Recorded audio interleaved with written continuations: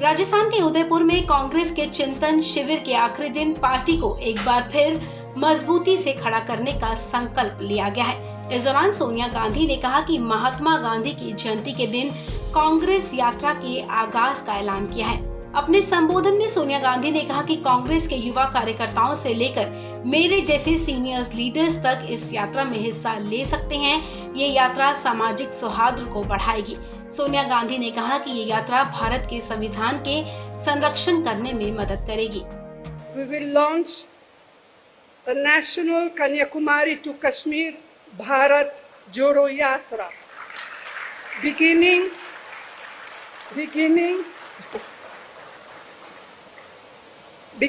on Gandhi Jayanti this year. All of us, young and old, will participate in it.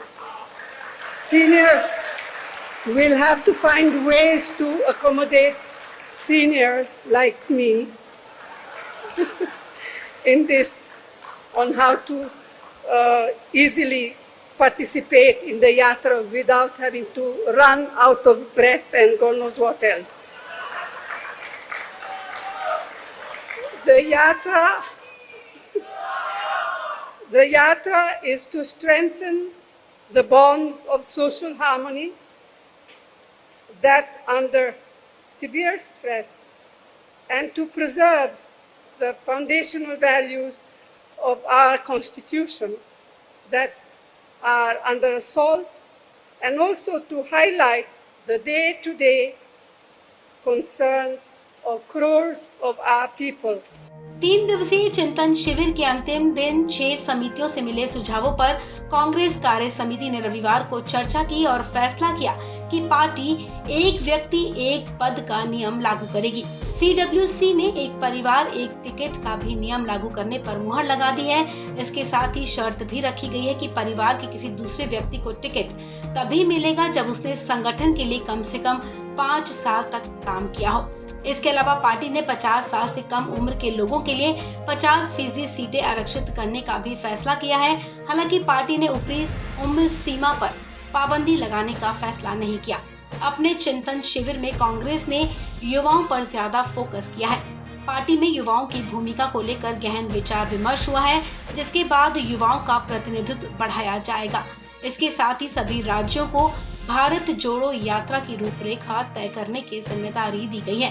Congress अब अपने संगठन को मजबूत करने के लिए टेक्नोलॉजी का भी सहारा लेगी और इसी को ध्यान में रखते हुए केरल की तर्ज पर अलग अलग राज्यों में राष्ट्रीय ट्रेनिंग इंस्टीट्यूट खोले जा सकते हैं, जहां नेताओं को ट्रेनिंग मिलेगी। संगठन में नेताओं को किस आधार पर पद दिया जाएगा, इस बात पर भी चिंतन शिविर में चर्चा हुई है। सूत्रों के मुताबिक पार्टी में एक पद पर एक व्यक्ति 5 साल तक ही बना रह सकता है और इसके बाद उसे दोबारा कोई पद 3 साल के कूलिंग पीरियड के बाद ही मिलेगा। कांग्रेस अध्यक्ष के सपोर्ट और सहयोग के लिए कार्य समिति का गठन किया जाएगा। इसमें CWC के सदस्य होंगे और राजनीतिक और दूसरे क्षेत्रों के मुद्दों पर अध्यक्ष को सलाह देंगे और भविष्य की रणनीति तय की जाएगी। इसके अतिरिक्त हर राज्य में राजनीतिक मुद्दों के लिए कमेटी भी तैयार की जाएगी। संगठन को मजबूत बनाने वाले चिंतन शिविर में पार्टी नेताओं ने EVM का मुद्दा भी उठाया है। सूत्रों के मुताबिक नेताओं ने पार्टी को अपने 2024 के लोकसभा चुनाव घोषणा पत्र में EVM को प्रतिबंध करने के मुद्दे को शामिल करने को कहा है।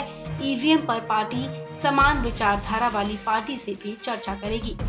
इस खबर में फिलहाल इतना ही। तमाम अपडेट्स के लिए आप बने रहें वन इंडिया हिंदी के साथ।